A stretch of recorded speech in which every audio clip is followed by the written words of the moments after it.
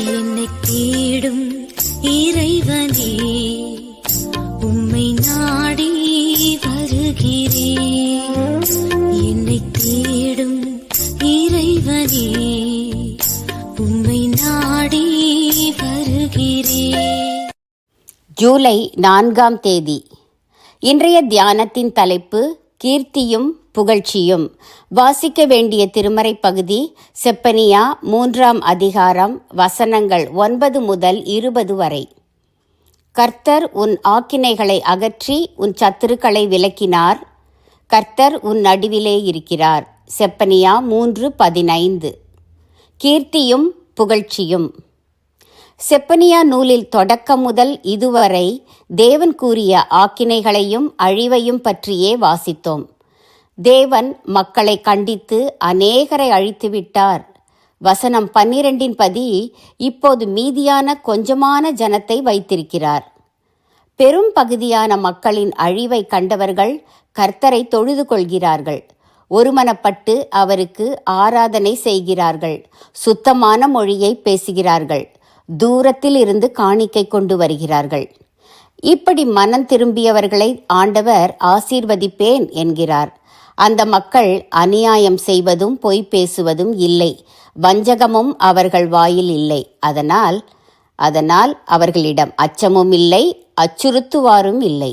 அவர்கள் எந்த பயமுமின்றி நிம்மதியாய் புசிக்கிறார்கள், படுத்து உறங்குகிறார்கள். அவர்களைப் போல பாவத்தை களைந்து போட்டு பரிசுத்தமாய் வாழ்ந்தால் அப்படி நிம்மதியாக வாழலாமே. ஆசீர்வாதமான மழை. செப்பனியாவின் மொழிகளிலே ஆசீர்வாதம் மழையாய் பொழிகிறதை பாருங்கள். 1. நம் ஆக்கினைகளையும் சத்துருக்களையும் அகற்றி போடுவார். 2. கர்த்தர் நம் நடுவில் இருப்பார். 3. இனி நாம் தீங்கை காண மாட்டோம். 4. நாம் பயப்படவும் கைகளை தளரவிடவும் தேவையில்லை.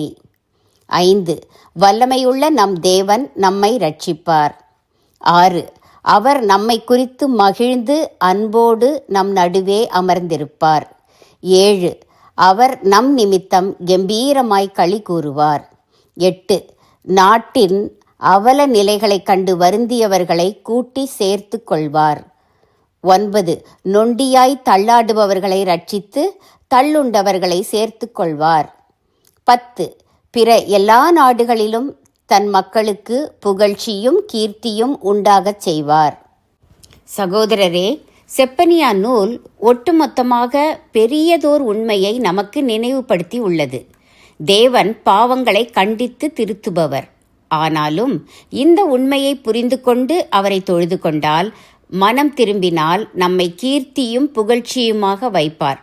முன்னதை விட்டுவிட்டு பின்னது மட்டும் வேண்டும் என்று ஜெபிக்காதீர்கள். அது தவறில்லை.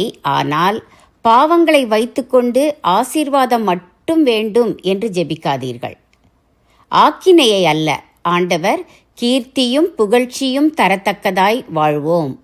ஆக்கினையை அல்ல, ஆண்டவர் கீர்த்தியும் புகழ்ச்சியும் தரத்தக்கதாய் வாழுவோம். ஜெபம். நேற்றும் இன்றும் என்றும் மாறாத தேவனே, எனக்கு கீர்த்தியும் புகழ்ச்சியும் வேண்டும். அதற்கு தக்கதாக நீர் என்னை வாழ வைக்க வேண்டும். ஆமேன்.